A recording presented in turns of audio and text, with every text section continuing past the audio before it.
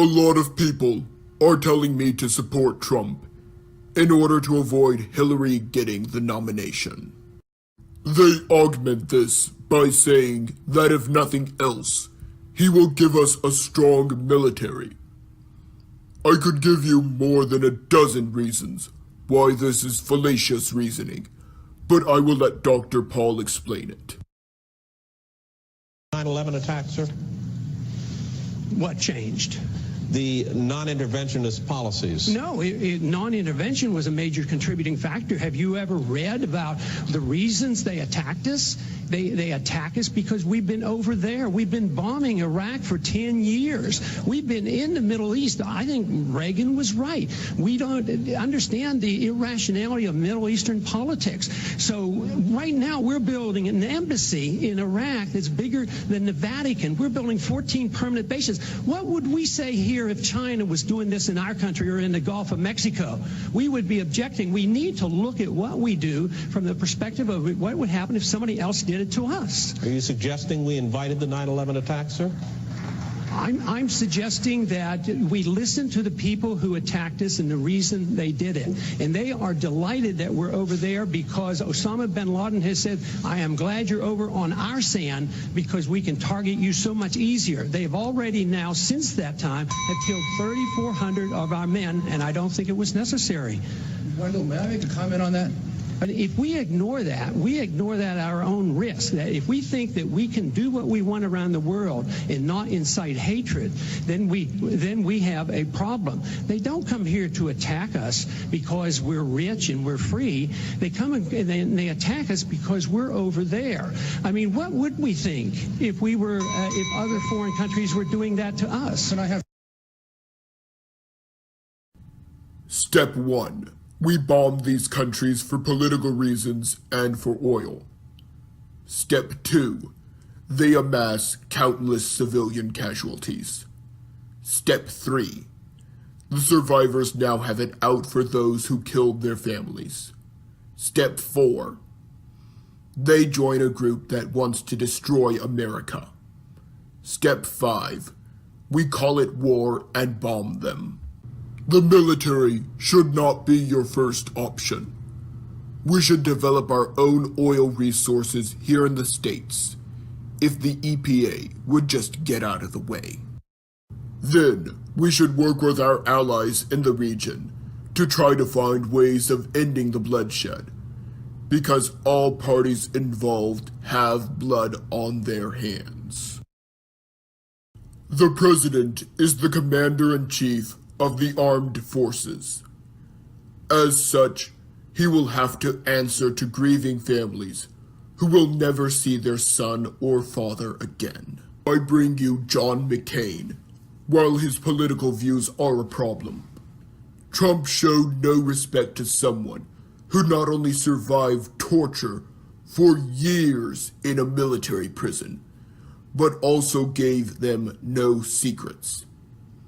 I guarantee you Trump would not have lasted a week. The Khan family. As I mentioned earlier, you can probably chalk this up to a slip of tongue. However, we need to realize that he insulted a grieving mother. As president, he would be sending the troops out there, and many would not come back. If you were a parent that lost a child in Iraq, and your president insulted you or your family, I would be speechless. Now, another problem that I really have with Trump is that he so frequently changes his position on key issues. Now, you might be saying that a lot of people change their minds on key issues. When Bush was in his second term, and Obama in his first, I was a teenager.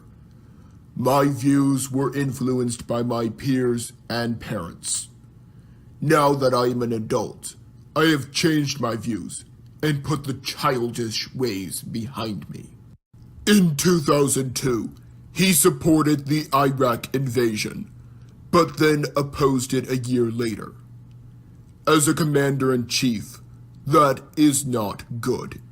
It takes at least 6 months to set up a permanent military base, and 6 months to take it down. Trump also supported universal health care before he did not want it. As a businessman, he is probably a good authority on what works and what does not work in the private sector, which is one reason I supported Herman Cain. That being said, he argued that excessive taxation causes jobs to go overseas, but now he wants to tax them. He proposed taxes on the wealthy and now opposes them. He supported a wealth tax before supporting Bush tax cuts. He said that a one-time wealth tax would cause the stock market to crash, but argued for a one-time tax earlier the same year. At least he went down by 0.25%. I am sick every time a politician changes their mind. What will he say tomorrow? Only Poppins would know.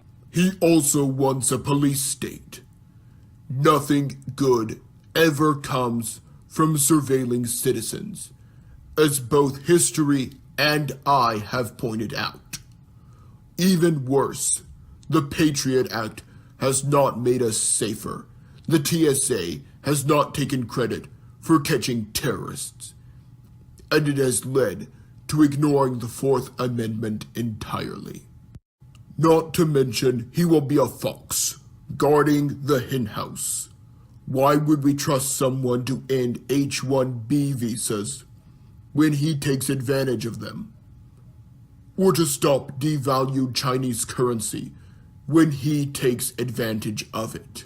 In the end, I just cannot give support to Trump, because he would make a terrible leader that just cannot be trusted. If only there was another choice. Since there isn't, I guess we're stuck with Trump or Clinton. But she would be even worse.